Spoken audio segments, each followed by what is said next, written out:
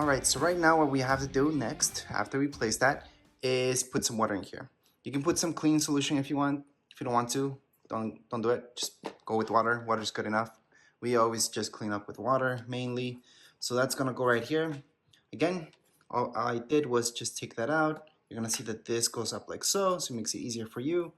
And right here, if you turn it this way, it's gonna unlock this, and that's where you can fill it up. So we're just gonna fill it up with some water. Once you fill it up with some water, just close this back up. So you're just gonna spin it like so. Now it's locked, and we can just put it back here. So again, we're just gonna put it like so. It's gonna snap in, close this, and you're ready to go. So I wanna mention that as your robot cleans, it actually maps everything out. And it usually does that, usually takes 2 runs to map everything out. So right now, it does tell me that my battery is not the greatest, but I would actually wait for it to be 100% before I run this. But you can, just go ahead and test it out.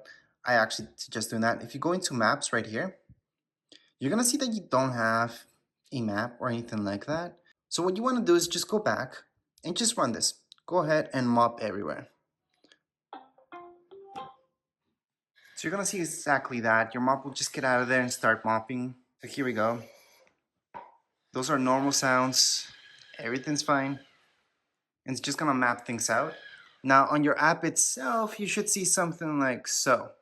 Discovering and cleaning. Again, if you can charge it up for a little bit more so the battery's 100% full, because right now you guys can see it pretty low, it's not gonna run for that long. I would fully charge it before I do this, but for this tutorial, it's good to test it out anyways, just in case something happens. And you guys should see it spraying a little bit of water, just a little bit. If you put cleaning solution, that was an option, sure. I'm gonna do a close-up so you guys can see what the robot's doing exactly. But as far as this setup video, we're all done. That's all you guys have to do. Have fun with your robot, and that's it.